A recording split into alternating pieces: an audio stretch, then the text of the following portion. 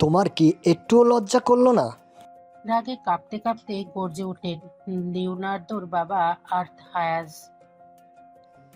একজন আদর্শ CID officer হয়ে তুমি কিনা সবচেয়ে কুখ্যাত আন্তর্জাতিক ক্রিমিনালের প্রেমে পড়েছ? যে মেয়ের নাম শুনলে পুরো পুলিশ বাহিনী তোলপাল হয়ে ওঠে, তাকেই তুমি ভালোবাসো? লিওন কয়েক সেকেন্ড নীরব রইল, তারপর ধীর পায়ে মাথা তুলে শান্ত অথচ দৃঢ় গলায় বলল, না, আমার লজ্জা লাগে না, কারণ ভালোবাসা কোনো ধর্ম, পরিচয় কিংবা অতীত মেনে হয় না। সে আমার জীবনের এমন এক মানুষ যার গভীর অন্ধকারে আমি নক্ষত্রের মতো আলো হয়ে থাকতে চাই। যদি পৃথিবী তাকে কেবল অপরাধী হিসেবেই চেনে, তবে অন্তত একজন মানুষ থাকুক যে তাকে মানুষ হিসেবে চেনে। কথাটা শেষ হতে না হতেই বজ্রপাতের মতো এক খুশি আছড়ে পড়ল লিওনের মুখে।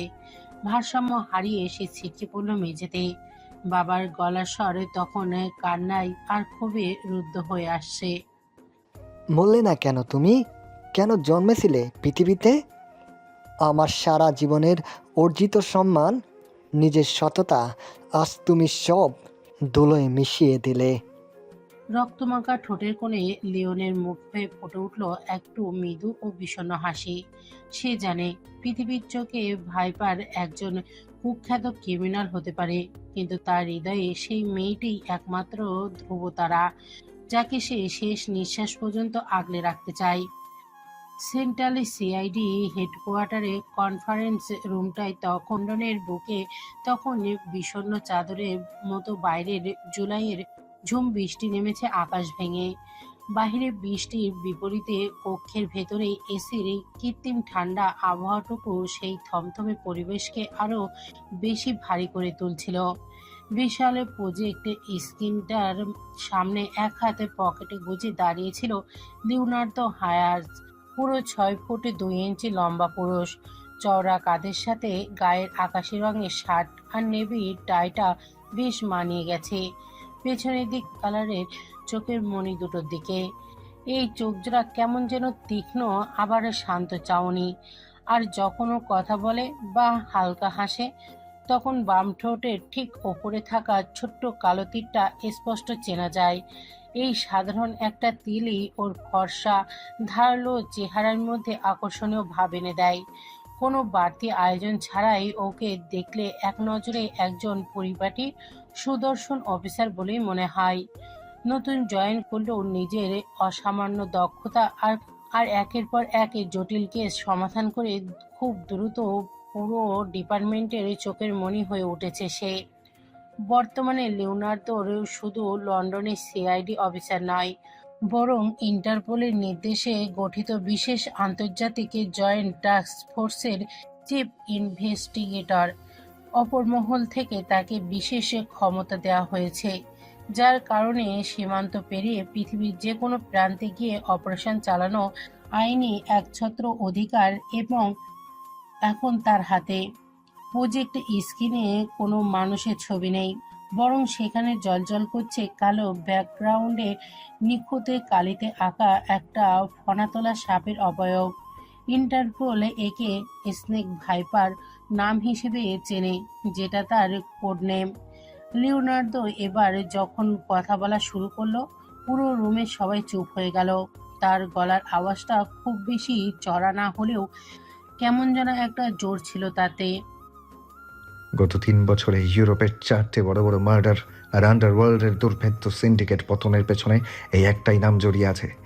যেহেতু এটা কোনো সাধারণ ক্রাইম নয়, তাই আন্তর্জাতিক টাস্ক ফোর্সকে এর পেছনে লাগানো হয়েছে। আমাদের একমাত্র ট্র্যাজেডি হলো আমরা কেউ জানি না এই ভাইপার আসলে ছেলে নাকি মেয়ে, তার আসল পরিচয়টা কি, বা সে দেখতেই বা কেমন। টেবিলের সামনে বসা একজন প্রবীণ অফিসার ফাইল উল্টাতে উল্টাতে চশমার উপর দিকে তাকালেন। বাট হায়াস আন্ডারওয়ার্ল্ডে তো কিছু গুজব ছড়ানো আছে ওর বৈশিষ্ট্য নিয়ে। লিওনার্দোর হাতে থাকা মার্কার পেনটা টেবিলে হালকা একটু টুকলো, তারপর প্রবীণ অফিসারের দিকে তাকিয়ে শান্ত গলায় বলল, অপরাধ জগতে গুজব দিয়ে সত্য ঢাকা যায় না স্যার। হাতে সাপের ট্যাটু, আইব্রো পিয়ার্সিং বা থুতনিতে কাটা দাগ, এগুলো স্রেফ বিভ্রান্ত করার গল্প হতে পারে। তবে আমাদের জন্য সবচেয়ে বড় বাস্তব লিড হলো ভাইপার এবার লন্ডনের মাটিতে পা রেখেছে। আর এই আন্তর্জাতিক টাস্ক ফোর্সের চিফ হিসেবে আমার প্রথম কাজ ভাইপারকে যেভাবেই হোক আইনের আওতায় আনা। ব্রিফিং শেষ করে লিওনার্দো যখন নিজের কেবিনে ফিরে এলো ততক্ষণে রাত প্রায় 8টা বেজে গেছে। চেয়ারটায় বসা মাত্রই ডেস্কের ওপরে রাখা ফোনটা কেঁপে উঠল। স্ক্রিনে আলোয় মায়ার ছবিটা ভেসে উঠেছে। ফোনটা কানে নিতেই ওপাশ থেকে মায়ের মিষ্টি অভিমানী কণ্ঠস্বর ভেসে এলো। লিও, ভাইয়া তুমি কি আজকেও রাত করে বাড়ি ফিরবে? মামিমা কিন্তু ডিনার টেবিলে তোমার পছন্দের খাবারগুলো নিয়ে বসে অপেক্ষা করছেন। মায়ের গলা শুনেই লিওনার্দো সারাদিনের ক্লান্তি এক নিমেষে হালকা হয়ে গেল। ওর ঠোঁটের কোণে আলতো একটু হাসি দেখা দিল। সম্পর্কে মায়া ওর ফুফাতো বোন, তবে এখন সে লিওনার্দোর হবু বউ। ছোটবেলায় এক ভয়াবহ বিমান দুর্ঘটনায় মায়ের বাবা মা মারা যায়। সেই থেকে লিওনার্দোর বাবা মাই মায়াকে নিজের বুকে টেনে নেন, আগলে রাখেন একদম নিজের মায়ের মতো। মায়ের প্রতি লিওনার্দোর মনে কোনো মাতাল করা প্রেম নেই, কিন্তু ওকে আগলে রাখার মতো অদ্ভুত এক মায়া আর দায়িত্ববোধ আছে। বড়দের শেষ ইচ্ছেকে সম্মান জানাতেই কিছুদিন আগেই তাদের আংটি বদল হয়েছে। লিওনার্দো ডেস্কের ওপর ছড়ানো ফাইলগুলো এক হাত দিয়ে গুছিয়ে নিল, তারপর ফোনের ওপাশে শান্ত গলায় বলল। আসছি ভাইয়া, জাস্ট ফাইলগুলো গুছিয়েই বের হচ্ছি। ওপাশ থেকে মায়া হালকা একটু হাসলো। তাড়াতাড়ি এসো কিন্তু, তোমার ওই ভাইপার ইদানিং আমার চেয়ে বেশি সময় পাচ্ছে তোমার কাছে। এই বলে মায়া ফোনটা রেখে দিল। লিওনার্দো একটা দীর্ঘশ্বাস ফেলে ফোনটা রাখতেই যাচ্ছিল, ঠিক তখনই ডেস্কের এক কোণে ওর চোখ আটকে গেল। নজর কাড়ল ডেস্কে রাখা একটা ছোট কাচের পেপারওয়ে। লিওনার্দো হাতটা নাড়িয়ে ফোনটা টেবিলে রাখতে পারল না, ওখানেই আটকে গেল। ওর স্পষ্ট মনে আছে 1 ঘন্টা আগেও পুরো টেবিলটা ফাঁকা ছিল, এই পেপারওয়েটটা এখানে ছিল না। ও সাবধানে পেপারওয়েটটা তুলে নিল। নিচে চাপা দেওয়া ছোট্ট একটা সাদা কাগজের টুকরো। ভাঁজটা খুলতেই লিওনার্দোর পুরো মুখটা গম্ভীর হয়ে গেল। নীল কালিতে সুন্দর কাটা কাটা অক্ষরে লেখা। লন্ডনের আন্তর্জাতিক টাস্ক ফোর্সে স্বাগত। অফিসার লিওনার্দো হায়ার্স। স্কাই ব্লু শার্ট আর নেভি ব্লু টাইটাতে তোমায় আজ বড্ড সুদর্শন লাগছে। তবে তোমার ডেস্কে রাখা ফ্রেমে বাঁধানো ছবিটার চেয়ে প্রজেক্টর স্ক্রিনে থাকা ছবিটা কিন্তু বেশি আকর্ষণীয়। আর শিকারী যখন নিজেই শিকারের নজরে থাকে তখন খেলাটা তো আরো বেশিই জমে যায়, তাই না? চিরকুটের ঠিক নিচে নিখুঁত করে আঁকা একটা ছোট বিষাক্ত সাপের চিহ্ন। লিওনার্দো হৃদস্পন্দন এক মুহূর্তের জন্যই থমকে গেল। ও বিদ্যুৎ বেগে জানালার দিকে ঘুরে তাকালো। বাইরে তখন কেবলই বৃষ্টির শব্দ আর এই জমাট বাঁধা অন্ধকার। সিআইডি অফিসারের এত কড়া নিরাপত্তার গলিয়ে কেউ তার পার্সোনাল কেবিনে ঢুকে পড়েছে। লিওনার্দো স্তব্ধ হয়ে রইল। ভাইপার শুধু যে লন্ডনে পা রেখেছে তাই নয়, সে এখন লিওনার্দোর একদম নিঃশ্বাসের দূরত্বে ঘোরাঘুরি করছে। চিরকুটের লাইনগুলো আবার দেখল লিওনার্দো। বড্ড সুদর্শন লাগছে, শব্দটা ওর মাথায় খটকা ধরালো। কোনো পুরুষ খুনি বা অপরাধীর সাধারণ এভাবে লেখে না। লিওনার্দোর চোখের দৃষ্টি সরু হয়ে এলো। তার মানে ভাইপার কোনো পুরুষ নয়, সে একজন নারী। ঠিক সেই মুহূর্তে সিআইডি অফিসার থেকে মাত্র 1 কিলোমিটার দূরে লন্ডনের এক বিশালবহুল হোটেলে অন্ধকার কক্ষে বসেছিল একজন। অন্ধকার রুমে একমাত্র আলোর উৎস ছিল একটা বড় কম্পিউটার স্ক্রিন। সেই স্ক্রিনে জ্বলজ্বল করছে লিওনার্দোর কেবিনের লাইভ দৃশ্য। চিরকুটটা পড়ার পর লিওনার্দো যেভাবে স্তব্ধ হয়ে জানালার দিকে ঘুরে তাকালো, তার প্রতিটা এক্সপ্রেশনে সে খুব ধীর স্থিরভাবে উপভোগ করছিল। তার চুলে আধুনিক উড কাটে স্টাইল দেয়া, একদিকের ভুরুতে করা পিয়ার্সিং, আর চোখের নিচে আর থুতনিতে গভীর কাটা দাগ রয়েছে, যা মনিটরের আলোয় আবছাভাবে চোখে পড়ছে। বাম হাতের নরম চামড়ার ওপর কবজি থেকে কনুই অবধি পেঁচিয়ে আছে একটা কুচকুচে কালো সাপের ট্যাটু। এই মেয়েটা আর কেউ নাই, স্বয়ং ভাইপার। স্ক্রিনে লিওনার্দোর ওই থমথমে চেহারাটা দেখতে দেখতেই মেয়েটার ঠোঁটে এক ফালি ধারালো বিষাক্ত হাসি খেলে গেল। ও হাত বাড়িয়ে মনিটর স্ক্রিনে লিওনার্দোর কফি কালার চোখের উপর নিজের আঙুলটা ছোঁয়ালো। ও স্ক্রিনের দিকে আরো একটু ঝুঁকে বসলো। চোখের পলক না ফেলেই লিওনার্দোর মুখের দিকে তাকিয়ে রইল কিছুক্ষণ, তারপর একদম নিচু স্বরে ফিসফিস করে বলল। কত বছর পর দেখলাম তোমাকে, বলো তো লিওন। ভাইপার এক মুহূর্তের জন্য হারিয়ে গেল 4 বছর আগে সেই ক্যাম্পাস লাইফে। তখনও ফার্স্ট ইয়ারে ভীষণ সাধারণ একটা মেয়ে, যে সব সময় সবার আড়ালে থাকতে পছন্দ করত, এক কথায় ইন্ট্রোভার্ট ধরনের। সেই দিন বকুলতলার সেই চেনা আড্ডায় এক ঝাঁক ছেলে মেয়ের মাঝখানে বসে গিটার বাজাচ্ছিল লিওনার্দো, তখনও ক্যাম্পাসের বেশ পপুলার সিনিয়র, যার উপর অনায়াসেই সবার চোখ আটকে যেত। লিওনার্দো সেই উদাসীন গানের কণ্ঠ আর গিটারের তারের সুর সেদিন প্রথম দেখতেই মেয়েটার বুকে এক তীব্র ঝড় তুলে দিয়েছিল। তপ্ত মরুভূমিতে এক পশলা বৃষ্টি নামলে যেমনটা হয়, ওর ভেতরটা ঠিক তেমনই শান্তিতেই জুড়িয়ে গিয়েছিল। ব্যাস, ওই একটা দিনই তার পুরো জগৎটা ওলটপালট করে দিয়েছিল। তখন থেকেই লিওনার্দো হয়ে ওঠে তার আড়ালে রাখা এক তীব্র অবসেশন, এমন ভালো লাগা যাকে ছোঁয়া যায় না কিন্তু মন থেকে মোছাও যায় না। আর তখন থেকেই সবার আড়াল থেকেও লিওনার্দোকে পাগলের মতো স্টক করতে শুরু করলো। লিওনার্দো কখন কোন অ্যাসাইনমেন্ট জমা দিতে হবে, কোন বিষয়ে নোট লাগবে, সব ওর নখদর্পণে থাকতো। সে লিওনার্দোর অ্যাসাইনমেন্টের ভেতরে সম্পূর্ণ লেখা জটিল আর্টটুকু নিজের কমপ্লিট করে দিত। ও যে ডান আর বা দুই হাতেই সমান দক্ষতায় লিখতে পারে, এই সিক্রেটটা কেউ জানতো না, যেটা ওর একমাত্র হিডেন ট্যালেন্ট। লিওনার্দো যাতে কোনোদিন হাতের লেখা দেখেও সন্দেহ করতে না পারে, সেই জন্য ওর অ্যাসাইনমেন্টগুলো ও সব সময় বা হাতে লিখত। তারপর লিওনার্দো হন্যে হয়ে খুঁজে বেরিয়েছিল কে তার এই কাজগুলো এত নিখুঁতভাবে করে দিয়ে যায়, কিন্তু কোনোদিনে সেই অধরা মানুষের দেখা সে পায়নি। আর তাদের প্রথম এবং শেষ সরাসরি দেখা হওয়া সেই স্মৃতিটা, ওটা ওর জীবনে বুকের খোদাই করা এমন এক মুহূর্ত, যার মূল্য আর কোনো কিছু দিয়ে চোকানো সম্ভব নয়। সেদিন ক্যাম্পাসে এক নির্জন করিডোরে কিছু উগ্র সিনিয়র তাকে ঘিরে ধরে বিশ্রীভাবে র্যাগিং করছিল। ভয়ে অপমানে যখন তার চোখ দিয়ে জল গড়িয়ে পড়ছিল, ঠিক তখনই অন্ধকার ফুঁড়ে এক টুকরা আলোর মতো এসে দাঁড়িয়েছিল লিওনার্দো। এক ধমকে সিনিয়রদের সরিয়ে দিয়ে সে সোজা ওর সামনে এসে দাঁড়ালো। তারপর ওর মাথায় আলতো করে হাত রেখে খুব নরম গলায় বলল, সব ঠিক আছে, ভয় পেও না, এবার ক্লাসে যাও। সেদিন লিওনার্দোর ওই আলতো স্পর্শ আর অভয় দেওয়া কণ্ঠস্বরটুকুই ছিল তাদের প্রথম মুখোমুখি হওয়া, আর সেটাই শেষ। এরপর হুট করেই তার জীবনে এক প্রলয়ঙ্করী ঝড় বয়ে যায়। সে তার এই চেনা জগৎকে এক নিমেষেই ছারখার করে দিয়েছিল। সেই ঝড়ের পরে পৃথিবীর ওপর থেকে সমস্ত বিশ্বাস উঠে যায় তার।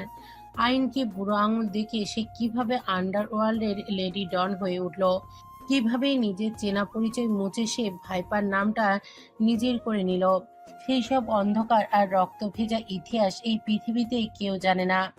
ঠিক তখনই অন্ধকার কক্ষের দরজা শব্দ করে খুলে গেল। ভারী বুটের আওয়াজ তুলে ভেতরে ঢুকলো এক দীর্ঘকায় চওড়া পুরুষ।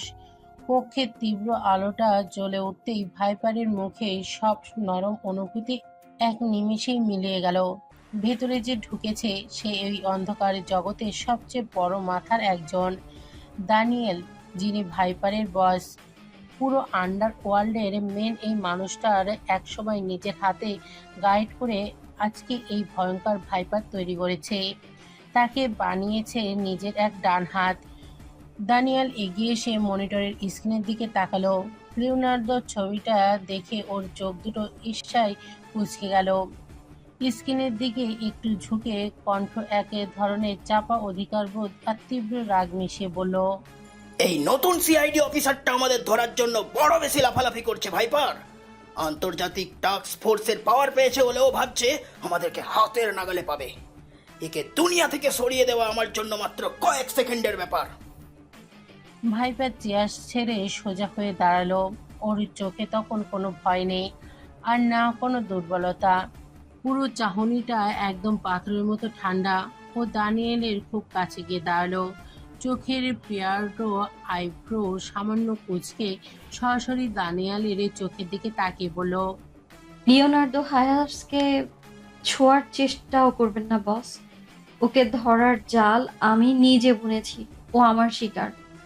দানিয়েল কয়েক সেকেন্ড স্তব্ধ হয়ে ভাইপারের চোখের দিকে তাকিয়ে রইল। তার চোয়াল শক্ত হয়ে উঠল, কিন্তু পরক্ষণে সেই ঠোঁটের কোণে ক্রূর হাসি ফুটে উঠল। নিজের তৈরি করা সেরা অস্ত্রের এই একরোখা জেদ তার খুব ভালো করেই চেনা। ভাইপারের কাঁধে একটা ভারী হাত রাখে। ঠিক আছে, কিন্তু মনে রেখো ভাইপার, শিকার যেন শেষমেশ শিকারীকেই গিলে না খায়। এরপর কোনো উত্তরের অপেক্ষা না করে দানিয়ালের কক্ষ ছেড়ে বেরিয়ে গেল। দানিয়াল চলে যাওয়ার পরেই ভাইপার আবার স্ক্রিনের দিকে তাকালো। মনিটরের আলোয় লিওনার্দোর চেনা মুখটা ভেসে উঠেছে। কেমন একটা শান্ত আর বুদ্ধিদীপ্ত চাহনি তার। স্ক্রিনের আলোয় ভাইপারের চোখের নিচে আর এই থুতনির কাটা দাগটা আরো একটু স্পষ্ট হয়ে উঠল। ভাইপার অপলকে চেয়ে রইল স্ক্রিনের দিকে, তার মনের আড়ালে। আমার প্রথম যৌবনের হিডেন ক্রাশ একটা দিনও তোমায় বলতে পারিনি লিওন। এবার আমি নিজেও আসবো তোমার কাছে, তবে সেই আগের মতো কোনো অসহায় মেয়ে হয়ে নয়, তোমার চিরশত্রু, তোমার চোখে ক্রিমিনাল হয়ে। দেখি তোমার আইন আমায় আটকায় কিনা, নাকি আমার ভালোবাসা তোমাকে হারায়। ঘড়িতে তখন রাতে 1:15। রুমের লাইটটা অন করেই ভাইপার সোজা চলে গেল নিজের একান্ত ক্লোজেটের সামনে। এক টান দিয়ে খুলে ফেলল দরজাটা। সাধারণ মেয়েদের ক্লোজেটে যেখানে নানান রকম রঙিন স্টাইলিশ পোশাকের ভিড় থাকে, সেখানে তার ছিটে ফোটাও নেই। ভেতরে পুরোটা জুড়েই শুধু কালো রঙের রাজত্ব, তবে তার প্রতিটি অত্যন্ত দামি ব্র্যান্ডের। একপাশে অন্তত 50টা লুজ ব্ল্যাক হুডি, 20 শার্ট আর অগণিত টি শার্ট আর ব্যাগি প্যান্ট ঝুলছে। আর ঠিক তার পাশে র্যাকগুলোয় থরে থরে সাজানো নাইকি ব্র্যান্ডের শখানেক জুতো। সে একটা কালো হুডি বের করে চটপটে গায়ে গলিয়ে নিল। এরপর পছন্দের একজোড়া জুতো পরে ফ্লোরে বসলো। জুতোর ফিতে দুটো টেনে ধরে নিখুঁত একটা গিটার তুলল। ফিতে বাঁধার শেষ টানটা দিতেই ভাইপারের চোয়ালটা একবার শক্ত হয়ে উঠল। ড্রেসিং টেবিল থেকে কোনো ভ্যানিটি ব্যাগ নয়, নিজের পছন্দের ওই একই ব্র্যান্ডের একটা কালো ওয়ালেট পকেটে পুরে নিল। একই ব্র্যান্ডের কালো মাস্কে হুডির ক্যাপটা কপাল অবধি টেনে যখন আয়নার সামনে গিয়ে দাঁড়ালো, তখন আন্ডারওয়ার্ল্ডে সেই ভয়ঙ্কর ভাইপার ছাড়া সেখানে আর কেউ নেই। আয়নায় নিজের চোখের দিকে তাকালো সে। পুরো দুনিয়ায় এই চোখ দুটো দেখলে ভয় কাঁপে। পুরো দুনিয়ায় তাকে চেনে ভাইপার নামে, কিন্তু সে নিজেও তো জানে এই অন্ধকারের আড়ালে ওর একটা আসল সুন্দর পরিচয় আছে। সে যে নামটা ওর 7 বছর ধরে বুক পকেটে লুকিয়ে রেখেছে, আজ আয়নার সামনে দাঁড়িয়ে সেই নামটাই ওর মনে দোলা দিয়ে গেল। নুজহাত হিয়া। মনে মনে নামটা আওড়াতেই এক বুক হাহাকারের দলা পাকিয়ে উঠল বুকের ভেতর। নুজহাত হিয়া নামটা অর্থ ছিল পবিত্র হৃদয়। বাবার কত আদর করে এই নামটা রেখেছিলেন, কারণ ওর মনটা ছিলই পবিত্র। অথচ নিয়তির কি নিষ্ঠুর পরিহাস। নামের অর্থ যার পবিত্র হৃদয়, যে সে আজ এই নরকের সবচেয়ে অপবিত্র এক সত্তা, যার হাত লোহায় রক্তে রাঙা, যার প্রতিটি নিঃশ্বাসে এখন শুধুই বিষাক্ততা। যে নামটা একসময় ক্যাম্পাসে করিডোরে দূর থেকে লিওনের চেনা চাহনির সামনে লজ্জায় রাঙা হতো, আর সেই নামটাকে পুরোপুরি কবর দিয়ে আন্ডারওয়ার্ল্ডে এক ভয়ঙ্কর ইতিহাস তৈরি হয়েছে ভাইপার। তার বয়স মাত্র 25 বছর, কিন্তু এই অল্প বয়সে সে পুরো আন্ডারওয়ার্ল্ডে কাঁপিয়ে দিচ্ছে। আয়নায় ভেসে ওঠা মানুষটার গায়ের রংটা আর 10টা সাধারণ ফর্সা মানুষের মতো নয়, পাক্কা গমের মতো অতিরিক্ত হলদে ফর্সা, যাকে এক নজরে খাঁটি গমরঙা বলা চলে। এই উজ্জ্বল হলদেটে চামড়া, নিজের চোখ দুটো বরফের মতোই ঠান্ডা আর তীক্ষ্ণ। নিজের এই গমরঙা চোয়ালে একবার হাত বোলালো সে। এই 25 বছরের শান্ত অবয়বের আড়ালে যে এতটা ভয়ঙ্কর এক খনি মস্তিষ্ক লুকিয়ে আছে, তা বাইরের দুনিয়া টের পাওয়ার আগেই সে তার পরিবর্তে চাল চালতে প্রস্তুত। অতীতকে আর এক মুহূর্ত প্রশ্রয় দিল না সে। স্লাইডিং ডোরটা একপাশে সরিয়ে সে পা বাড়ায় বারান্দার ঘুটঘুটে অন্ধকারের দিকে। বারান্দায় পা রাখতেই রাতের হিমেল বাতাসে তার কালো হুডির উপর দিয়ে ছুঁয়ে গেল। সেই ঠোঁট দুটো গোল করে মাঝরাতে নিস্তব্ধতা চিরে একটা তীক্ষ্ণ শীষ দিল। নিস্তব্ধতায় ভেঙে পরক্ষণেই ডানা ঝাপটানোর ভারী এক শব্দ হলো। অন্ধকারে ফুরে ডানা মেলে নেমে এলো এক রাজকীয় গোল্ডেন ঈগল। ওর বাঁ কাঁধে এসে যখন বসলো ঈগলটা, ভাইপারের ঠোঁটের কোণে তখন মৃদু হাসি। ওটাই শ্যাডো, ওর সবচেয়ে বিশ্বস্ত সঙ্গী। হুডির মোটা কাপড় ভেদ করে ঈগলের তীক্ষ্ণ নখের চাপ অনুভব করল সে। তবে ভাইপার বিন্দুমাত্র বিচলিত না হয়ে ওর লেদার গ্লাভস পরা হাতটা বাড়িয়ে দিল। আলতো করে হাত বোলালো শ্যাডোর সোনালি পিঠে। শ্যাডোর চোখের দিকে তাকিয়ে সে একদম শীতল নিষ্প্রিয় স্বরে বলল, সারাদিন অনেক নজরদারি করেছিস শ্যাডো, এবার একটু বিশ্রাম নে, আমি একটু বের হব। শ্যাডো যেন ওর কথা বুঝতে পেরেই হালকা একটা ডাক দিয়ে মাথাটা নোয়ালো। লিওনের প্রতিটি পদক্ষেপের ওপর নজরদারি করার জন্য কোনো জড়ো সিসিটিভি ক্যামেরার প্রয়োজন পড়ে না ভাইপারের। এই শ্যাডো নিজে এক জ্যান্ত হিডেন ক্যামেরা। ওর ধারালো চোখেই ঠিক নিচের পলকের আড়ালে লুকিয়ে রাখা অতি সূক্ষ্ম লেন্সটা লিওনের অজান্তেই তার প্রতিটি মুহূর্তের ছবি পৌঁছে দেয় ভাইপারের স্ক্রিনে। ঘড়ির কাঁটার সাথে পাল্লা দিয়ে আর এক মুহূর্ত নষ্ট করল না ভাইপার। শ্যাডোকে রেলিংয়ে ছেড়ে দিয়ে সে ঘুরে দাঁড়ালো। করিডোরে ঘুটঘুটে অন্ধকারের বুকে সে যখন পা বাড়ালো, তখন কোনো তাড়াহুড়ো ছিল না, ছিল এক শিকারীর নিখুঁত শীতলতা।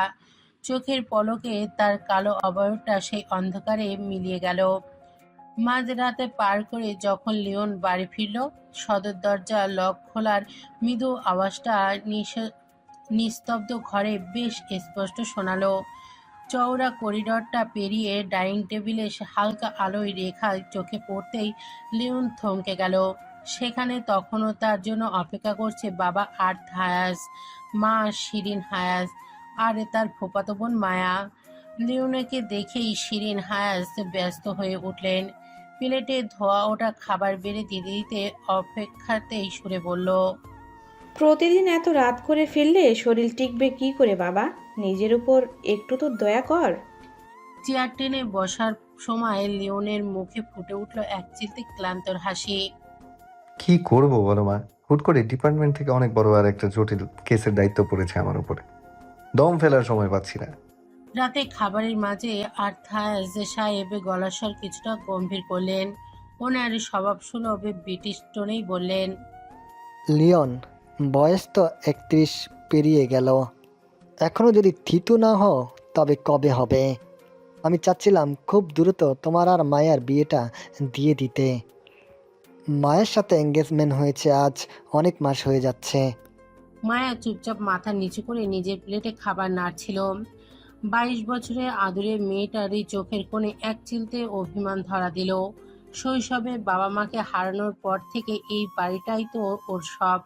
লন্ডনে পিওর ব্রিটিশ বংশোদ্ভূত মায়া আর্থ হায়াস আর বাংলাদেশের মেয়ে মামি শিরিন হায়াস, এই দুই ভিন্ন সংস্কৃতির মানুষ ওকে কখনোই অনাথ হতে দেয়নি।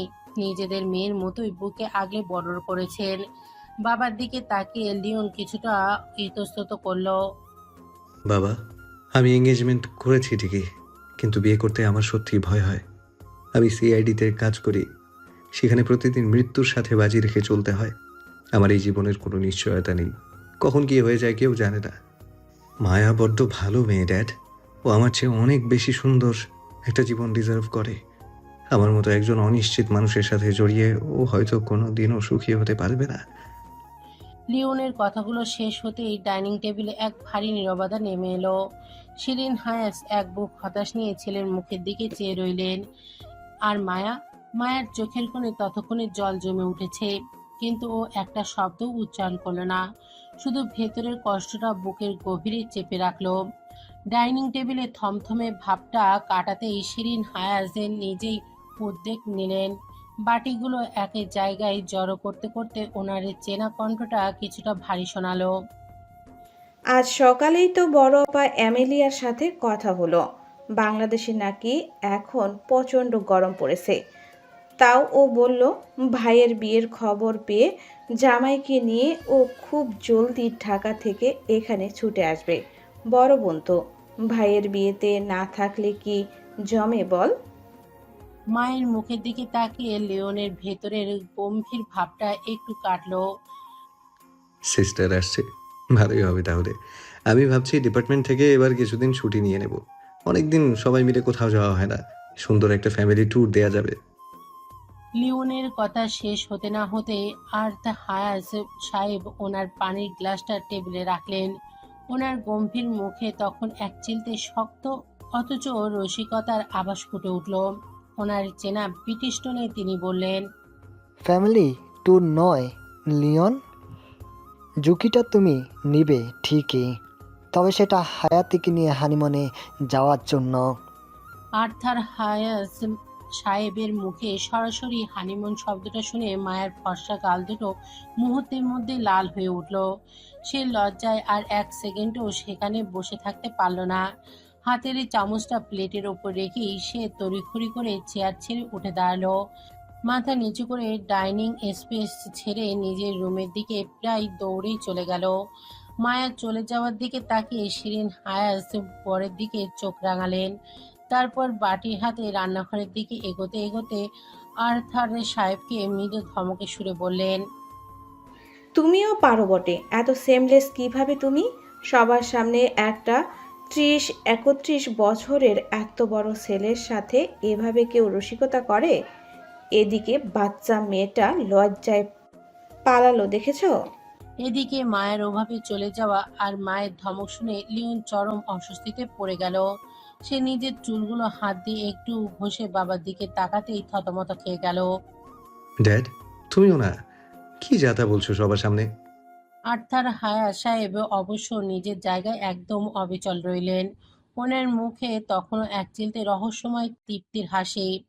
দরজার পাশকুটি চেপে নিজের রুমে ঢুকেই দরজা আটকে দিল লিওন। গা থেকে ভারী জ্যাকেটটা খুলে চেয়ারের পিঠে ছুঁড়ে ফেলার মাঝেই সে বসে পড়ল তার ল্যাপটপের সামনে। আর কোনো দিকে মন দেওয়ার সময় নেই তার। আজকের কেসের জটটা খুলতেই হবে। সে দ্রুত নিজের অফিসের কেবিনে সিসিটিভি ফুটেজটা ল্যাপটপে চালু করলো। ফুটেজের ফরওয়ার্ড করতে করতে ঠিক সেই সময়টাই সে কেবিনে ছিল না। সেখানে সে স্পিডটি স্বাভাবিক করলো। স্ক্রিনের দিকে তাকিয়ে থাকতে থাকতেই হঠাৎ তার ভুরু কুঁচকে গেল। চোখ দুটো বিস্ময়ে বড় বড় হয়ে উঠল। কোনো মানুষ নাই। কেবিনে খোলা জানালা দিয়ে ভেতরে ঢুকলো একটা বিশাল ঈগল পাখি। পাখিটা অত্যন্ত নিখুঁতভাবে টেবিলের পেপারওয়েটের নিচে সেই রহস্যময় চিরকুটটা রেখে দিল। তারপর ডানা ঝাপটে আবার মিলিয়ে গেল রাতের আকাশে। লিওন স্ক্রিনটা পজ করে দিল।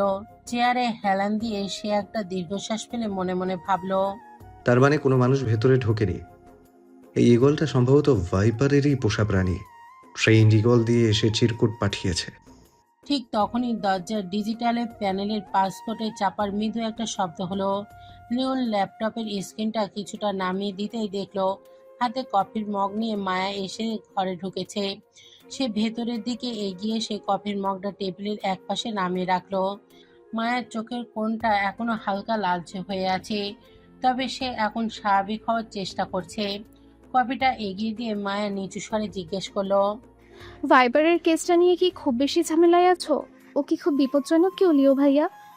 লিওন কফির মগে একটা চুমুক দিয়ে জানালার বাইরে অন্ধকার আকাশের দিকে তাকালো। এই কেসের জট এত সহজে খুলবে না মায়া। পুরো ইন্টারন্যাশনাল আন্ডারওয়ার্ল্ড কাঁপিয়ে দিচ্ছে এই অপরাধী। এটা কোনো সাধারণ অপরাধ নয়, খুব বড় সড়ো একটা আন্তর্জাতিক চক্র এর পেছনে কাজ করছে। একে হাতের মুঠোয় আনা এতটাও সহজ কাজ না। এটুকু বলেই চোয়াল শক্ত হয়ে উঠল লিওনের। সিআইডি অফিসারের সেই চেনা জেদ আর আত্মবিশ্বাসটা আবার ফিরে এলো তার চোখের দৃষ্টিতে। মায়ের দিকে তাকিয়ে একটা দৃঢ় হাসি দিয়ে বলল, তবে লিওনার্দো হায়াসের ডিকশনারিতে অসম্ভব বলে কোনো ওয়ার্ড নেই। ও যত বড় চক্রই চালাক না কেন, আমি ওকে ধরবই। আমার হাতে ও ধরা পড়বেই, এটা আমার প্রমিস। মায়া কিছুক্ষণ চুপচাপ লিওনের মুখের দিকে তাকিয়ে রইল। আচ্ছা লিও ভাইয়া, ভাইবার যে লন্ডনে এসেছে এই খবরটা তুমি হুট করে কিভাবে জানতে পারলে? কফির মগটা টেবিলে নামিয়ে রেখে লিওন নিজের হালকা থতমত ভাবটা কাটিয়ে বলল, আমাদের ডিপার্টমেন্টের নিজস্ব সোর্স আর আন্তর্জাতিক ইন্টেলিজেন্সের কিছু নেটওয়ার্ক আছে মায়া। ওরাই কনফার্ম করেছে সে ভাইপার এখন লন্ডনে কোথাও একটা হাইডআউট বানিয়ে লুকিয়ে আছে। মায়া মাথা নেড়ে শুনল বটে, কিন্তু ওর ভেতরে কৌতূহলটা যেন আরো উস্কে উঠল। সে আবার প্রশ্ন করলো। আচ্ছা, ভাইফার ছেলে নাকি মেয়ে এটা কি জানতে পেরেছো? ল্যাপটপের স্ক্রিনের দিকে তাকে এক সেকেন্ড থামলো লিওন। ভাইপার কোনো ছেলে নয় মায়া, ও একজন লেডি ক্রিমিনাল। লেডি ক্রিমিনাল শুনে মায়া চরম অবাক হয়ে দোপা পিছিয়ে গেল। সে যেন নিজের কানকে বিশ্বাস করতে পারছে না। কোনো এক মেয়ে পুরো ইন্টারন্যাশনাল আন্ডারওয়ার্ল্ডে কাঁপাচ্ছে। চোখ বড় বড় করে মায়া দ্রুত শোধালো। তুমি এত নিশ্চিন্তভাবে কিভাবে জানলে লিও ভাইয়া? পুলিশ কি ওর কোনো ক্লু পেয়েছে? মায়ের এই সরাসরি প্রশ্নে লিও পুরোপুরি চুপ হয়ে গেল, কোনো জবাব দিতে পারল না। তার ভেতরে সিআইডি অফিসারটা তাকে কড়া গলায় মনে করিয়ে দিল কেবিনের ইগলে রেখে যাওয়া সেই রহস্যময় চিরকুটের কথা কোনোভাবেই মায়াকে জানানো যাবে না। ওটা ডিপার্টমেন্টের টপ সিক্রেট। মায়ের চোখ থেকে দৃষ্টি সরিয়ে নিল লিওন। ল্যাপটপের কিবোর্ডে আঙুল চালালো, যেন প্রশ্নটা এড়িয়ে যাওয়ার জন্য সে হঠাৎ খুব ব্যস্ত হয়ে পড়েছে। লিওনের এই আচমকা নীরবতা আর এড়িয়ে যাওয়ার ভান দেখে মায়া আর কথা বাড়ালো না। ও খুব ভালো করেই জানে লিওন মানুষটা বড্ড জেদি আর একগুঁয়ে।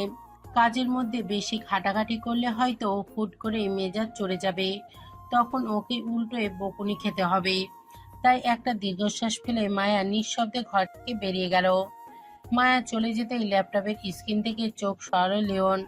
ঘরের চারপাশটা একবার দেখে নিয়ে সে উঠে দাঁড়ালো। চেয়ারে রাখা জ্যাকেটের ভেতরের পকেট থেকে বের করলো সেই রহস্যময় চিরকুটটা। এই টপ সিক্রেট ডকুমেন্টটা আরো সাবধানে লুকিয়ে রাখার জন্য সে আলমারির দিকে এগোলো। আলমারির লক খুলে একদম ভেতরের সিক্রেট ড্রয়ারটা টানতেই হঠাৎ থমকে গেল লিওনের হাত।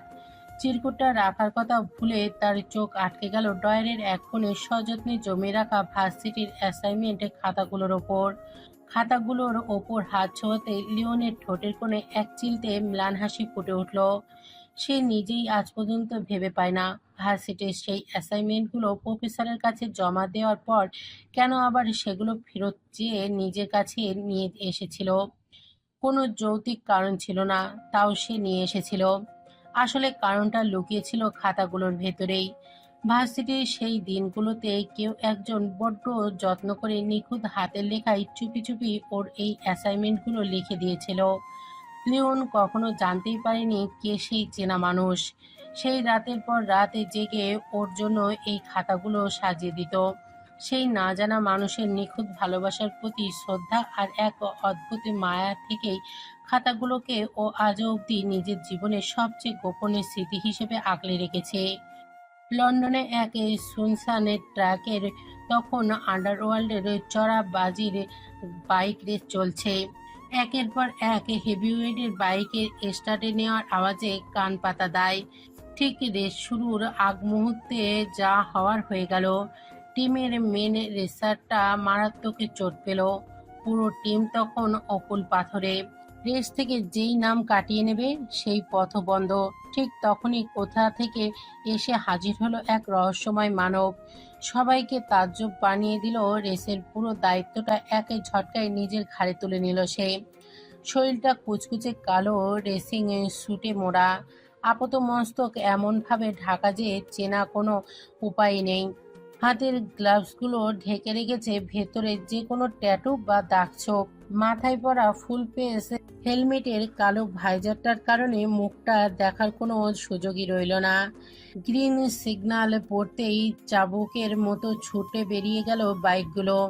ট্রাকের তখন গতি আগুন জ্বলছে। এক একটা বিপজ্জনক বাঁকে বাইকে যেভাবে প্রায় মাটির সাথে মিশে নিখুঁত ব্যালেন্স আর অবিশ্বাস্য ক্ষিপ্ততারে সে বাকিদের পেছনে ফেলছিল, তা দেখে উপস্থিত সবার বুক দূরো দূরো কাঁপছে। স্পিডার মিটার কাটা তখন 200 কিলোমিটার ছাড়িয়ে গেছে। মনে হলো আক্ষরিক অর্থে মৃত্যুর সাথে খেলছে সে। শেষের ল্যাপে এসে পুরো গ্যাংস্টার মহলকে থমকে দিল। ফিনিশিং লাইনের প্রথম পৌঁছলো তার বাইকটা। সবাইকে বুড়ো আঙুল দেখিয়ে প্রথম হলো সেই অনাকাঙ্ক্ষিত রেসার। বাইক থামালেও সে হেলমেটে মাথা থেকে সরালো না। সেফ হাতের ইশারায় হেলমেটের কালো কাজটার ওপরে তুলে দিল। ব্যাস, অতটুকুই। তার এই চোখের দিকে তাকাতেই গ্যালারির সবাই চট করে মাথা ঠুকলো। এই অদম্য রেসার আসলে কোনো ছেলে নয়, বরং একটা মেয়ে। কিন্তু কে সে, তার পরিচয় কি? আন্ডারওয়ার্ল্ডের বাঘ রাইডারদের এভাবে হারিয়ে দেওয়ার রহস্যময়ীকে চেনার সাধ্য কারোরই হলো না। কেউ জানলই না তাদের চোখের সামনে দিয়ে স্বয়ং ভাইপার এসে পুরো বাজিটা জিতে চলে গেল। রেস শেষ করে ভাইপার যখন লকার রুমে চেঞ্জ করতে গেল, তখন ওপাশের দুটো ছেলের ব্রিটিশ টোনে ফিসফিসানি ওর কান এড়াতে পারল না। একটা ছেলে তখন বলছিল, ক্লোইকে কোনোভাবে রুমে নিতে পারছি না রে। ওই ব্লাডি বিস্ট তো আমাকে শুইতেই দেয় না। আজকে যেভাবে হোক ওর স্লাটকে আমি হাত দেবই। চার্লটন হোটেলে 402 নম্বর রুমটা বুক করে রেখেছি, শুধু ওর ড্রিঙ্কসে ড্রাগস মিশিয়ে দেবো, ব্যাস। তার বন্ধুটা হেসে কোটি কোটি খেয়ে বলল, তাহলে মাঝপথে আমাকেও একটা কল দিস, আমিও একটু খেলবো। তার রুম নাম্বার কত বললি? 402। ওপাশ থেকে ছেলেটা মাথা নাড়াতেই লকার রুমের আড়ালে ভাইপারের চল শক্ত হয়ে উঠল। মনে মনে ভাবল, আজকে তবে তার হাতে আরো 2টা লাশ পড়তে যাচ্ছে। লন্ডনে একটা জমজমাট ক্লাবে তখন বন্ধুদের আড্ডা তুঙ্গে। কুলোই ভাবতেই পারেনি ওর নিজেরই এক বন্ধু, যাকে ও এতটা ভরসা করে, সেই পেছন থেকে এমন একটা চাল চালবে। আড্ডার ফাঁকে কুলোই যখন একটু অন্যমনস্ক ছিল, তখনই ছেলেটা কায়দা করে ওর গ্লাসে ড্রিঙ্কসের করার নেশার ওষুধ মিশিয়ে দেয়। কিছুক্ষণে পরে ক্লোজে টের পেল ওর পুরো শরীর কেমন অবশ হয়ে আসে। মাথাটা অসম্ভব ভারী, কিন্তু তাও ওর ভেতরের মনের জোর আর সে জ্ঞানটুকু পুরোপুরি হারিয়ে যায়নি। আচ্ছন্ন অবস্থাতেই ও বুঝতে পারল বন্ধুত্বের সুযোগ নিয়ে ছেলেটা ভিড় থেকে ওকে আলগা করে ট্যাক্সিতে তো 402 নম্বর রুমে এনে দরজাটা লক করতেই ছেলেটা তার আসল রূপ দেখালো। কলজি তখনও আচ্ছন্ন চোখে নিজেকে বাঁচানোর আপ্রাণ চেষ্টা করছিল, কিন্তু ওর অবশ শরীরটা কোনোভাবেই সায় দিল না। এক পর্যায়ে ছেলেটার হিংস্র পশুর মতো ওর উপর ঝাঁপিয়ে পড়ল এবং জোর করেই রেপ করার উদ্দেশ্যে একের ঝাটকায় ক্লোজের গায়ের জামাটা ছিঁড়ে ফেলল বিছানায়। ক্লোজ তখন বাঁচানোর জন্য আপ্রাণ চেষ্টা করছে। ঠিক সেই মুহূর্তে কক্ষে বাতাসের একটা হিমেল স্রোত বয়ে গেল, আর কোনো সারা শব্দ ছাড়াই ভাইপার এসে দাঁড়ায় রুমের ঠিক মাঝখানে। তাকে সামনে দেখে ছেলেটা থতমত খেয়ে চেঁচিয়ে উঠল, এই কে তুই? রুমে কিভাবে এলি? দরজা তো লক ছিল। ভাইপার কিছু বলল না। এক ঝটকায় ক্লোকে টেনে বারান্দায় পাঠিয়ে দরজাটা বাহির থেকে আটকে দিল। ছেলেটা চিৎকার করে ওঠার আগেই ভাইপারের এক প্রচণ্ড ঘুষে আছড়ে পড়ল ওর চোয়ালে। সামলে ওঠার আগেই পড়ল বুক বরাবর এক লাথি। সাথে সাথেই ছেলেটা মেঝেতে আছড়ে পড়ল। মেঝেতে ছিটকে পড়ে ছেলেটা আর্তনাদ করে উঠল। কে তুই? কি চাস? ভাইবারে নিচু হয়ে ছেলেটার কলার চেপে টেনে মাস্কের আড়াল থেকে হিংস্র ফিসফিস স্বরে বলল, তোর আম্মা লাগে আমি। পরক্ষণেই মনে পড়ল এই ছেলেগুলো বাংলা জানে না, তাই পুনরায় ভাইপার ফিসফিস করে ইংরেজিতে বলল, আমি your mother, my fucking bastard son. তোর আসল মা তোকে মায়েদের সম্মান করা শেখায়নি। আজ আমিই দেখাবো আমার জারদ সন্তানকে রেপের শাস্তি আসলে কি হয়। অনলি মৃত্যু। হ্যাঁ, ভাইপার গ্লাভস খুলে টেবিল থেকে ভারী অ্যাশট্রেটা তুলে নিল। ছেলেটার পায়ে লাথি মারতেই ভাঙা হাড়টা মটমট করে শব্দ করলো। এরপর শুরু হলো নৃশংসতা। ভাইপার পকেট থেকে ছুরি বের করে ছেলেটার মুখ আর বুকে বারবার বসাতে শুরু করলো। কিছুক্ষণের মধ্যেই মুখ আর বুকটা মাংসপিণ্ড হয়ে বিকৃত হয়ে গেল। ছেলেটা নিথর হয়ে এলিয়ে পড়ল মেঝেতে। ভাইপার পকেট থেকে মোটা একটা চুরুটে বের করে ম্যাচলাইট দিয়ে ধরালো। দীর্ঘ একটা টান দিয়ে ধোয়া ছেড়ে সেই জ্বলন্ত চুরুটের আগুন দিয়ে ছেলেটার কপালে লিখে দিল, রেপিস্ট। সবশেষে ল্যাম্পসাইট দিয়ে সিসিটিভি ক্যামেরাটা গড়িয়ে দিয়ে চিপটা স্নিকারের নিচে পিষে ফেলল সে। করিডোরে বেরিয়ে ধোয়ার কুণ্ডলি পাকিয়ে অন্ধকারে মিলিয়ে গেল ভাইপার। ক্লোজের বন্ধুরা সেই 402 নম্বর রুমে ঢুকে আতঙ্কে জমে গেল। বিছানার উপর পড়ে থাকা দেহটা আর মানুষ বলে চেনার উপায় নেই। পুরো মুখ আর বুকটা বিভৎসভাবে বিকৃতি করে কেটে কুচি কুচি করা হয়েছে। রক্তে ভেসে যাচ্ছে পুরো ঘর, কিন্তু ক্লোজকে কোথাও দেখা যায় না। দ্রুত সিআইডিকে খবর দেওয়া হলো। ঘটনা শুনে সিআইডি অফিসার লিওন সহ তার বাকি সহকারীরা মাত্র 1 ঘন্টার মধ্যে এসে হাজির হলো। লিওন দ্রুত পুরো ঘর তন্ন করে তল্লাশি করতে শুরু করলো। এক পর্যায়ে বারান্দার দিকে গিয়ে দেখলো সেখানে ক্লোই অচেতন অবস্থায় পড়ে জ্ঞান ফেরানোর জন্য। তল্লাশি করার সময় টেবিলের ওপর লিওনের চোখ পড়লো একটা চিরকুট দিকে। হাতে তুলে নিতেই তার সারা শরীর রাগে রিরি করে উঠল। চিরকুটে লেখা, আমি জানি চিরকুটটা তুমিই পাবে। হ্যাঁ, খুনটা আমিই করেছি, পারলে আমাকে ধরে দেখো। লিওন, আমার দিলবার। আর লেখাটার নিচে সেই পরিচিত সাপের ট্যাটুটা আঁকা। লিওনের চিরকুটটা মুচড়ে হাতের মুঠোয় পিষে ফেলল। Again viper. আমার নাকের ডগা দিয়ে একটা খুন করে বেরিয়ে গেল, আর এখন আমাকে নিয়ে মস্করা করছে। আমাকে দিলবার বলে ডাকার সাহস কিভাবে হয় ওই ক্রিমিনালের? লিওনের চোখে তখন আগুনের হালকা শিখা ফুটে উঠেছে। সে এবার ভালো করে বুঝতে পারলো এটা আর স্রেফ কোনো কেস নয়। ক্রিমিনাল ভাইপার এখন তাকে ব্যক্তিগতভাবে চ্যালেঞ্জ জানাচ্ছে। লাশের শীতল দেহটা ফরেন্সিক ল্যাবের গন্তব্যে রওনা হতেই হোটেলের সেই রুদ্ধদ্বার কক্ষটি কড়ার নিরাপত্তায় মুড়িয়ে দেওয়া হলো। এদিকে সিআইডি সদর দপ্তরে তখন জরুরি মিটিং চলছে। উচ্চ পদস্থ কর্মকর্তাদের উপস্থিতিতে সম্মেলন কক্ষে হাওয়া ভারী হয়ে উঠেছে এক অজানা আশঙ্কায়। সবারই আগ্রহের কেন্দ্রবিন্দু সেই চিরকুট, ভাইপারের ফেলে যাওয়া এক টুকরো কাগজ, যা গোটা তদন্তকেই যেন এক গোলকধাঁধায় ফেলে দিয়েছে। এসিপির তীক্ষ্ণ দৃষ্টি গিয়ে পড়ল লিওনের ওপর। আদেশের ভঙ্গিতে তিনি হাত পাততেই লিওনের পেশিবহুল হাতের জোড়া মুহূর্তের তরে স্থির হয়ে গেল। নিজের নামের পাশে ওই বিকৃত খনিটার বাঁকা হস্তক্ষেপে লেখা সেই সম্বোধন দিলবার শব্দটা যেন একটা জ্বলন্ত পোড়া গুলির মতো লিওনের হৃৎপিণ্ডে এসে বিঁধল। নিজের পেশাগত সম্মানের ওপর এমন বিভৎস এক উপহাস যা তার সমস্ত অস্তিত্বকেই ওই খনিটার নিজের জাতাকলে পিষছে। এক আকাশসম বিতৃষ্ণা নিয়ে সে বিষাক্ত চিরকুটটি এসপির হাতে তুলে দিল। কাগজটা হাতে পেতেই কক্ষ জুড়ে এক অদ্ভুত গুঞ্জন শুরু হলো। সহকর্মীদের বাঁকা চাহনি আর জিজ্ঞাসা দৃষ্টিতে চারপাশটা লিওনের জন্য ক্রমশ সংকীর্ণ হয়ে এসেছিল। একজন সিনিয়র কর্মকর্তা চিরকুটের ওই শব্দটার ওপর আঙুল ঘষতে ঘষতে ভুরু কুঁচকে প্রশ্ন করলেন, লিওন, ভাইপার এখানে তোমার নাম কেন লিখেছে? আর এই দিলবার, এই শব্দটার মানেই বা কি? এই নরপিশাচ ক্রিমিনাল তোমাকে এত ব্যক্তিগতভাবে চেনে কোন অধিকারে? তার কাছে কি তুমি একজন শুধু অফিসার, নাকি এর আড়ালে অন্য কোনো কাহিনী আছে? পুরো কক্ষ তখন এক জমাটবদ্ধ স্তব্ধতায় নিমজ্জিত। লিওনের গায়ে রক্ত রাগে আর অপমানে ফুটছিল। তার চোয়াল শক্ত হয়ে উঠল পাথরের মতো। মনে হলো ওই শব্দটা উচ্চারিত হওয়া মাত্রই তার ভেতরের কোনো সুপ্ত আগ্নেয়গিরি জেগে উঠেছে। টেবিলের উপর হাতের মুঠো পাকিয়ে আগুনের মতো দাহ দৃষ্টিতে সে গর্জে উঠল। আমার পরিচিত এমন বিকৃত মানসিকতার নরখাদক আমার পরিচিত হবে, এই ধারণাটাই তো হাস্যকর। এই দিলবার শব্দটা সে বেছে নিয়েছে আমাকে মানসিকভাবে পর্যদস্ত করতে, আমার পেশাদারিত্বের মোড়কে একটা নোংরা বিভ্রম তৈরি করতে। সে আমাকে আমার নিজের ভেতর থেকে বিচ্ছিন্ন করে দিতে চাইছে। এটাই তার আসল গেম। লিওনের দৃঢ় কণ্ঠস্বর রুমের দেয়ালে প্রতিধ্বনিত তুললেও বাতাসে ঝুলে রইল এক ভারী অস্বস্তিকর রেশ।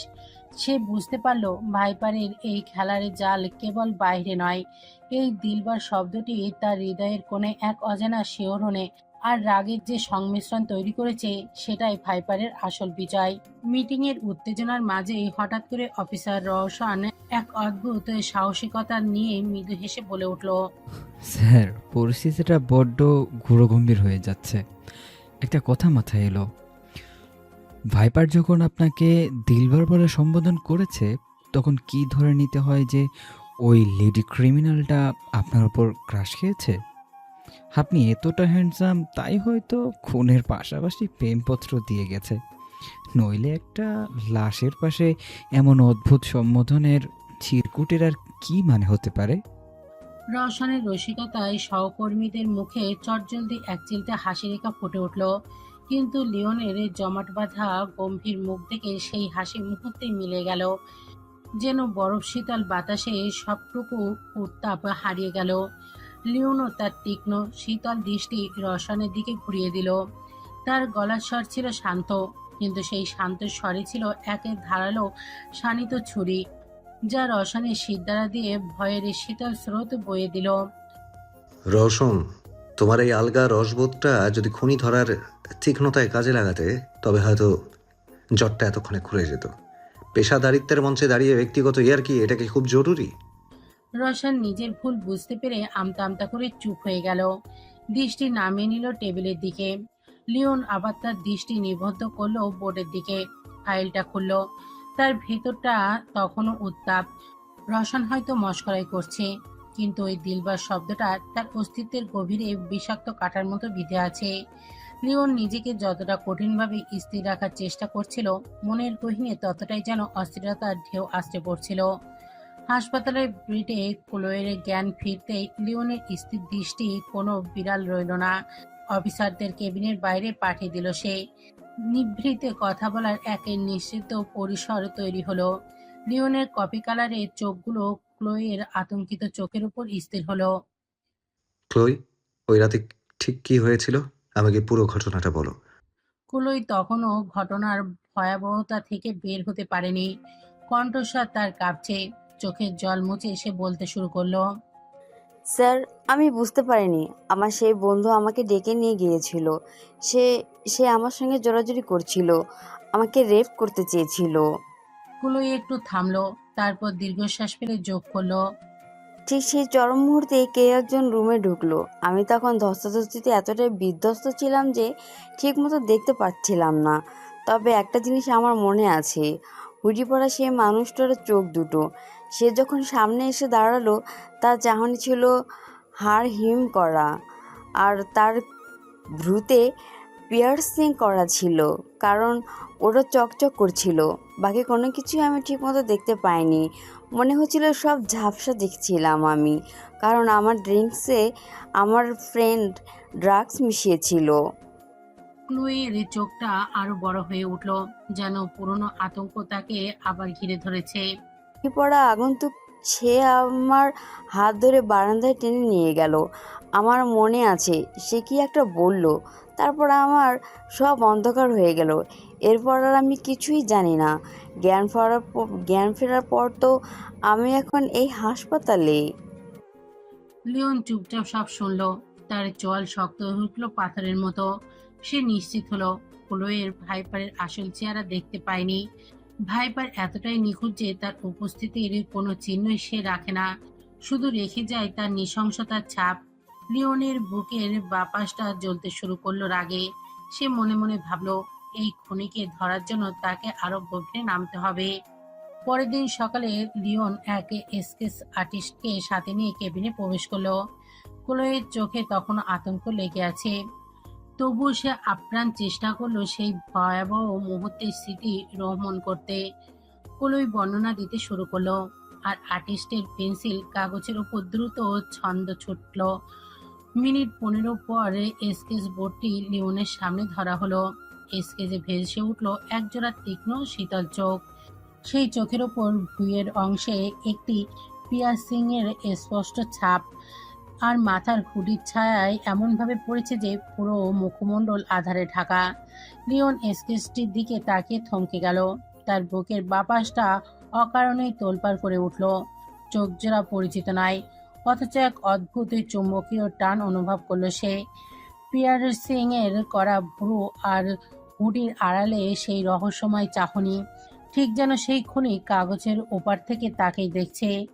লিওন এক মুহূর্তের জন্য স্তব্ধ হয়ে দাঁড়িয়ে রইল। সে নিজেকে বোঝানোর আপ্রাণ চেষ্টা করলো, না, একে আমি চিনি না। কিন্তু মনের গহীনে এক সূক্ষ্ম অস্বস্তির বিষের মতো দানা বাঁধল। ভাইপার কি সত্যি সাধারণ কেউ? স্যার, এই চোখগুলো, এগুলো যেন কোনো মানুষের নয়, কোনো শিকারী জন্তুর। লিওনের চোয়াল শক্ত হয়ে উঠল পাথরের মতো। সে স্কেচটা পকেটে পুরে নিল। মনে মনে ঠিক করলেন এই পিয়ার্সিং আর হুডির আড়ালে থাকা মানুষটিকে খুঁজে বের করতেই হবে, সে যত অন্ধকারেই থাকুক না কেন। স্কেচটা ইতিমধ্যে তার পকেটের অন্ধকারে বন্দি, তবু সেই তীক্ষ্ণ চাহনি লিওনের পিঠের ওপর বিঁধে গেছে। কেবিন থেকে বেরিয়ে যাওয়ার জন্য লিওন যেই না দরজাটা খুলেছে, কুলোই একটু কাপা কাপা গলায় ডেকে উঠল। স্যার, একটা কথা বলতে দ্বিধা হচ্ছে। যে ওই দিন রুমে ঢুকেছিল, সে যদি না আসতো তবে আমার এই বন্ধু আমাকে মেরেই ফেলতো। লিওন দরজায় হাত রেখে থমকে দাঁড়ালো। ক্লোয়ের এই কথাটুকু তার মাথার ভেতরে এক গভীর দ্বিধার জন্ম দিল। স্কেচটা পকেটের ভেতর থাকলেও তার অবয়বটা লিওনের মনের আয়নায় স্পষ্ট। ভাইপার কি কেবলই একজন খুনি, নাকি তার নিজস্ব কোনো এক অদ্ভুত নীতিবোধ বা বিচার ব্যবস্থা আছে? যে অপরাধী নিজেই একজনকে রেপ করতে চাইলো, তাকেই আবার ভাইপার অত্যন্ত নৃশংসভাবেই বিচার করলো। এই সমীকরণটা লিওনের মস্তিষ্কে তোড়পাড় শুরু করলো। লিওন ঘুরে দাঁড়িয়ে ক্লোয়ের দিকে তাকালো। আমি জানি না সে কেন আমার প্রাণ বাঁচালো, কিন্তু সেই মুহূর্তে সে আমার কাছে ঈশ্বরের ছায়ার মতো এসেছিল, যদিও তার পরবর্তী নৃশংসতা আমাকে এখনো কাঁপাচ্ছে। লিওন কোনো উত্তর না দিয়ে এক দীর্ঘশ্বাস ফেল। এক খুনি অন্য এক অপরাধীকে শাস্তি দিচ্ছে। আন্ডারওয়ার্ল্ডের এমন কোনো নতুন শক্তি কি মাথাচাড়া দিচ্ছে, যে আইনকে তোয়াক্কা না করে নিজের হাতে বিচারের ভার তুলে নিয়েছে? সিআইডি অফিসারের এই সকালটা আজ এক অন্যরকম আমেজ নিয়ে এসেছে। নতুন অফিসার নোভা, তার চোখে মুখে এক তীক্ষ্ণ বুদ্ধি ঝিলিক, যা প্রথম দেখাতেই মুগ্ধ করার মতো। লিওন তার অতীতে কাজের রেকর্ডে দেখে এক মুহূর্তও নষ্ট করলো না। এই রহস্যের গোলকধাঁধার নোভাকেই তার নতুন সঙ্গী হিসেবে বেছে নিল। মিটিং শেষে লিওন নোভাকে নিজের টেবিলে ডেকে বসালো। অফিসের নিস্তেজ বাতাসে তখনও এক চাপা অস্বস্তি। লিওন ধীরে ধীরে তার পকেট থেকে সেই অভিশপ্ত চিরকুটটা বের করলো। ভাইপারের হাতের লেখা সেই কাগজটা নোভার দিকে এগিয়ে দিয়ে গম্ভীর গলায় বলল, নোভা, এটা একটা ক্রাইম সিনের চিরকুট। ভাইপার এটা ফেলে গেছে। আমি চাই তুমি এর হাতের লেখা নিয়ে গভীরে গিয়ে বিশ্লেষণ করো। এর গভীরে লুকিয়ে থাকা কোনো প্যাটার্ন, কোনো সূক্ষ্ম ইঙ্গিত বা ব্যক্তিগত কোনো ক্লু আছে কিনা, তা তোমাকে খুঁজে বের করতে হবে। এটা তোমার প্রথম বড় অ্যাসাইনমেন্ট। আমি চাই তুমি আমার চোখের মতো এই সূক্ষ্ম দৃষ্টিতে বিষয়টাকে দেখবে।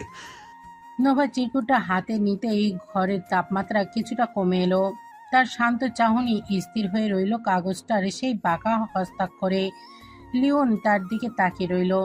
তার বুকের বাপাসটা অকারণেই আবার একবার কেঁপে উঠল। নোভা গম্ভীর মুখে চিরকুটটা হাতে নিল। কাগজের প্রতিটা ভাঁজ, কালির প্রতিটা সূক্ষ্ম আঁচড় সে তার তীক্ষ্ণ দৃষ্টিতে মেপে নিল। নিস্তব্ধতা ভেঙে সে শান্ত কণ্ঠে বলল, জি স্যার, আমি এখনই কাজ শুরু করছি। ভাইপারের সাইকোলজি আর তার রাইটিং স্টাইলের গভীরে গিয়ে আমি এর উৎস খুঁজে বের করার চেষ্টা করব। নোভারি সেই অটল আত্মবিশ্বাসের দিকে তাকিয়ে লিওনের দীর্ঘদিনের জমে থাকা শ্রান্তিতে এক ফোঁটা আশার ঝিলিক লাগলো। সে জানে এই চিরকুটটা নিছক কোনো অপরাধের প্রমাণ নয়, এটি ভাইপারের সেই গোলকধাঁধার এক প্রধান অংশ, যা তাকে ক্রমশ গ্রাস করে নিচ্ছে। নোভা যদি এই রহস্যের জট একটু হলেও আগলা করতে পারে, তবে হয়তো সেই অদৃশ্য ঘাতককে ধরা সম্ভব হবে। লিওন নিজের ডেস্কে ফিরে গিয়ে আবার ক্লোয়ের দেওয়া সেই স্কেচটার দিকে তাকালো। পকেটের সেই কাগজের ভাঁজে আঁকা পিয়ার্স করা পুরো রহস্যটা তার মস্তিষ্কে কাটার মতো বিঁধে আছে। প্রতিটি মুহূর্ত যেন তাকে ভাইপারের আরো কাছে ঠেলে দিচ্ছে, অথচ খুনি এখনো তার নাগালের অনেক দূরে। রাতের স্তব্ধতা তখন শহরের বুকের ওপর ভারী পাথরের মতো চেপে বসেছে। ক্লান্ত লিওন যখন বাড়ি ফিরল, চারপাশটা তখন নিস্তব্ধতায় মগ্ন। বাড়ির সবাই তখন ঘুমের অতল গহ্বরে। কেবল ডাইনিং টেবিলের এক কোণে আবছা আলোর মায়ার নিথর অবয়ব। সে একাই জেগে আছে লিওনের অপেক্ষায়। লিওন অবাক বিস্ময়ের কাছে এগিয়ে এলো। মা আর ড্যাড তো সেই কখন ঘুমিয়ে পড়েছে, তুই এখনো জেগে মায়া? মায়া মুখ তুলে তাকালো, ঠোঁটের কোণে তার এক চিলতে স্নিগ্ধ হাসি। মামি মামাকে দায়িত্ব দিয়েছেন, এখন থেকে তোমার দেখভালের ভার আমার, সেই দায়িত্ব পালন করছি। লিওনের চোখের কোণে বিস্ময় আর অকৃত্রিম স্নেহের এক অদ্ভুত আবেশ। সে মায়ের মাথার উপর হাত রেখে হাসি মুখে বলল, এত ছোট বয়সে এত বড় দায়িত্বের পাঠ শিখে গেলি, খুব বড় হয়ে গেছিস তো তুই। মায়া ভ্রুকুসকে কৃত্রিম অভিমানের সুরে প্রতিবাদ করলো। কেন? আমাকে কি তোমার এখনো ছোট মেয়ে মনে হয়? লিওন হাসলো। তার সেই হাসিতে সারাদিনের সব গ্লানি মুছে গিয়ে একে প্রশান্তির ছায়া ভর করলো। তুই আমার কাছে চিরকাল ছোটই থাকবি। বয়স তো মোটে 22, আমার থেকে 9 বছরের ছোট। বড় হতে তো তোর এখনো অনেক বাকি। মায়া মৃদু হাসলো ঠিকই, কিন্তু লিওনের দৃষ্টি তখনও সেই আলোর ভিতর ছেয়ে অন্ধকারের কোনো এক অতলান্ত গহ্বরে হারিয়ে গেছে। মায়া এই কথাটুকু যেন একে তপ্ত চাবুকের মতো লিওনের চৈতন্যে এসে লাগলো। ঘরের নিস্তব্ধতা মুহূর্তেই এক অজানা ভারে থমকে গেল। মায়া শান্ত কিন্তু এক অটল দৃঢ়তায় তাকালো লিওনের চোখের দিকে। আমাকে বাচ্চা বলো না, ভুলে যেও না আমাদের এঙ্গেজমেন্ট হয়ে গেছে। লিওন এক মুহূর্তের জন্য পাথর হয়ে গেল। তার দৃষ্টি নিজের আঙুলের সেই আংটিটার দিকে নিবদ্ধ। সম্পর্কের এক উজ্জ্বল অঙ্গীকার, যা এখন তার কাছে এক নিগুড় রহস্যের মতো ঠেকছে। লিওনের বুকের ভেতর এক অস্থির টানাপোড়েনে এক অদৃশ্য দেয়াল যেন তার আর মায়ের সম্পর্কের মাঝে ক্রমশ উঁচু হয়ে উঠেছে। সে কোনো শব্দ উচ্চারণ করল না। মায়ের নিস্তব্ধ মুখের দিকে একবার তাকাতেই দ্রুত দৃষ্টি সরিয়ে নিল, যেন এই চাহনি তার হৃদয়ের কোনো এক গোপন ক্ষতকে উন্মোচিত করে দিচ্ছে। মনের ভেতরকার এই তুমুল ঝড় সামলাতেই সে দ্রুত পায়ে নিজের ঘরের দিকে এগিয়ে গেল। কিন্তু চার দেয়ালের নিভৃতেও মুক্তি নেই। মস্তিষ্কের গভীরে ভাইপারের সেই রহস্যময় চ্যালেঞ্জ আর মায়ের এই অমোঘ অধিকার বোধ একই সাথে তীব্র হয়ে ঘুরপাক খেতে লাগলো। দিনটি যেন তার কাছে এক অন্তহীন মানসিক দহনের পরীক্ষা। লিওন বুঝল, আন্ডারওয়ার্ল্ডের সেই অন্ধকার জগৎ আর তার ঘরের এই স্নিগ্ধ পৃথিবী দুটোর মাঝে দাঁড়িয়ে সে আজ এক গোলকধাঁধায় বন্দী। লিওন চলে যেতেই ডাইনিং টেবিলের নিস্তব্ধতায় মায়ের অবয়বটা আরো রহস্যময় হয়ে উঠল। তার চোখের কোণে জেদের এক গাঢ় ছায়া ফুটে উঠল। লিওন চলে যাওয়ার পথের দিকে তাকিয়ে সে আপন মনেই ভাবল, লিও ভাইয়া এখন আমাকে বাচ্চা বলেই আগলে রাখে, বিয়ের কথা তুললেই সে অকারণে এড়িয়ে যায়। তার মানে বিয়ে নিয়ে অবহেলা এই কারণে? মায়ের দৃষ্টিতে এবার এক নতুন সংকল্পের আগুন, যা তার কোমল মুখাবয়বকে এক অদ্ভুত তীক্ষ্ণতা দিয়েছে। নিজের হাতে আঙুলের দিকে তাকিয়ে সে ভাবল, আমার আদরেপনা আর বয়সী হয়তো তার চোখে আমাকে চিরকাল এই ছোট মায়া বানিয়ে রেখেছে। এই ভুল আর চলতে দেওয়া যায় না। এখন থেকে আমাকে আরও পরিণত, আরও তীব্র হয়ে তার সামনে দাঁড়াতে হবে। আমি প্রমাণ করব আমি শুধুই তার আদরের ছোট বোনটি নই, আমি তার জীবন সঙ্গিনী হওয়ার যোগ্য। সে জানে লিওনের মনের অন্ধকার গহ্বরে যে জটিলতা দানা বাঁধছে, তার নিরসনের জন্য তাকে হতে হবে পাহাড়ের মতো দৃঢ়, আগুনের মতো উজ্জ্বল। মায়া স্থির করলো, আগামীকাল থেকেই তার সাজ পোশাক আর ব্যক্তিত্বে আসবে এক আমূল পরিবর্তন, এক নতুন রূপান্তর। সে জানতো না এই রূপান্তরের নেশা কেবল লিওনের নজর কাড়া নয়, বরং তার ভালোবাসার অস্তিত্ব টিকিয়ে রাখার এক মরিয়া লড়াই। লিওন বাথরুমে ঢুকে শাওয়ারের নিচে দাঁড়ালো। শীতল জলধারা তার শরীরের অস্থিরতা ধুয়ে ফেলার বদলে যেন স্নায়ুগুলোকে আরো টান টান করে তুলল। শহরের এক অন্ধকার হাউজে তখন ভাইপার মগ্ন ল্যাপটপের নীল আলোয়। লিওনের রুমের বারান্দার কোণে থাকা গোল্ডেন ইগল মূর্তিটির চোখের নিচে লোকানো ক্যামেরাটা লিওনের রুমের খুঁটিনাটি সব রেকর্ড করছে। লিওনকে ঘরে না দেখে ভাইপারের বিরক্ত ছিল চরমে, কিন্তু ঠিকই তখনই বাথরুমের দরজা খুলে লিওন বেরিয়ে এলো। পরনে শুধু একটি তোয়ালে, জলবিন্দু গড়িয়ে পড়ছে সুঠাম পেশিবহুল দেহ বেয়ে। বাষ্প ভেজা সেই দৃশ্য ভাইপারকে যেন মুহূর্তে পাথর করে দিল। স্ক্রিনের দিকে ঝুঁকে পড়ে ভাইপারের চোখের মনে বড় হয়ে উঠল। খুনির সুলভ শীতলতার আড়ালে তখন এক আদিম কামনার খেলা করছে। So hot, damn it. তার কণ্ঠে তখন খুনিসুলভ শীতলতার চেয়েও এক তীব্র আকর্ষণ স্পর্শ হয়ে উঠেছে। সে বুঝতে পারল তার এই দিলবার এর উপর নজর রাখাটা এখন কেবল নিছক কোনো গোয়েন্দাগিরি নয়, এর মধ্যে মিশে আছে এক অদ্ভুত আচ্ছন্নতা। লিওন তখন আলমারি খুলে রাতের পোশাক হিসেবে ট্রাউজার আর টি শার্ট বের করলো। তোয়ালে খুলে সে যখন ট্রাউজার পরার প্রস্তুতি নিচ্ছে, ঠিক তখনই ভাইপার ল্যাপটপটা এক ঝটকায় বন্ধ করে দিল। তার বুক তখন প্রচণ্ড জোরে ওঠানামা করছে।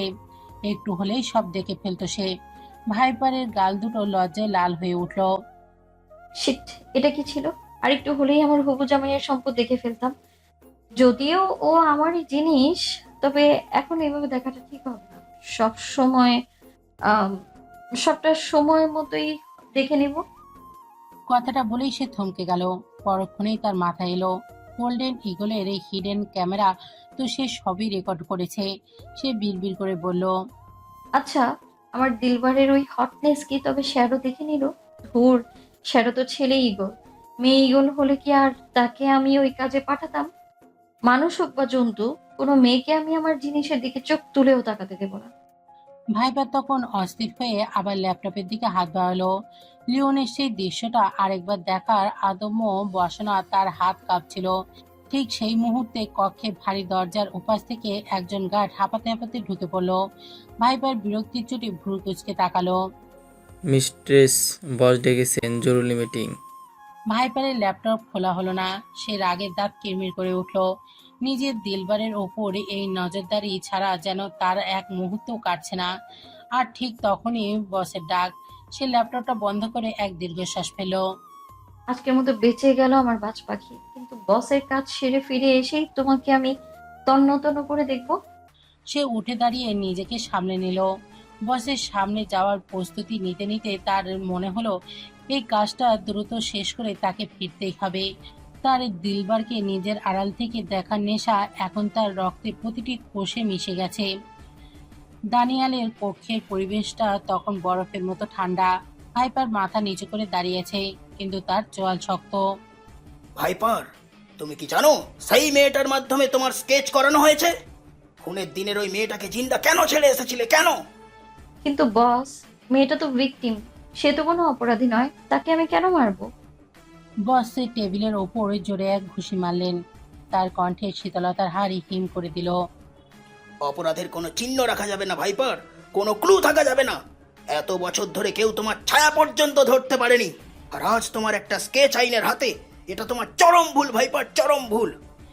দানিয়েল পুনরায় কড়া গলায় যোগ করলেন, মনে রেখো, আবেগ খুনিদের সবচেয়ে বড় দুর্বলতা। আন্ডারওয়ার্ল্ডের সেই আস্তানায় আজ বাতাসের গতি স্তব্ধ। বিশাল রাউন্ড টেবিলের ওপর লন্ডনের সেন্ট্রাল ব্যাংকের ব্লুপ্রিন্টে ছড়িয়ে রাখা। চারিপাশে কুখ্যাত সব অপরাধী, সবার দৃষ্টি ব্লুপ্রিন্টের ওপর। দানিয়ালের চেয়ারে হেলান দিয়ে বসে গম্ভীর গলায় বললেন, আগামীকাল রাত ঠিক 2টা এই অপারেশনটা সফল করতেই হবে আমাদের। দানিয়ালের ম্যাপের ওপর একটা আঙুল রেখে বললেন, ব্যাংকটা কেবল সোনার টাকার খনি নয়, এটা আমাদের শক্তিমত্তার প্রতীক। সিকিউরিটি সিস্টেমটা হ্যাক করতে আমাদের মাত্র 3 মিনিট সময় লাগবে, আর সেই দায়িত্ব ভাইপারের। ভাইপার ল্যাপটপটা নিজের কাছে টেনে নিল। স্ক্রিনে ব্যাংকের ব্লুপ্রিন্টগুলো ভেসে উঠল। সে দেখল ভল্টের পাসওয়ার্ড কোডটি প্রতি 60 সেকেন্ডে পরিবর্তন হচ্ছে। সময় খুব কম বস, কিন্তু আমি ভোল্টেজ সার্ভার আইসোলেট করে ফেলবো। আমরা বেসমেন্ট দিয়ে ঢুকবো এবং ছাদ দিয়ে বেরিয়ে আসবো। আমরা গ্রাউন্ড ফ্লোরের সিসিটিভিগুলো 2.5 মিনিটের জন্য লুপে রাখবো। গার্ডদের রুটগুলো আমরা ড্রোন থেকে ট্র্যাক করেছি। বস ভাইপারের দিকে তাকায়। ভাইপার, পুরো অপারেশনের প্রাণ কেন্দ্র তুমি। মনে রেখো, কোনো ক্লু বা চিহ্ন থাকা যাবে না। যদি আগামীকাল রাতে এই লুট সফল হয়, তবে আন্ডারওয়ার্ল্ডের সিংহাসন আমাদের হাতে থাকবে। সবাই মনোযোগ দিয়ে ম্যাপটা দেখছিল, কিন্তু ভাইপারের মস্তিষ্কে তখন অন্য কোনো ভাবনায় ব্যস্ত। আগামীকালের রাত, অপারেশনের দিন। এই ডাকাতের সূত্র ধরেই কি বাজ পাখির সাথে আমার লড়াইটা অনিবার্য হয়ে উঠবে? অপারেশনের নীল নকশার চূড়ান্ত হলো। আগামীকালের রাতের জন্য পুরো দল প্রস্তুতি নিতে লাগলো। পুরো লন্ডন তখন অন্ধকারে ঢাকা, কিন্তু এই ব্যাংকের ডাকাতির ছক শহরের বুকে এক ভয়াবহ বিপদের ঘণ্টা বাজিয়ে দিল।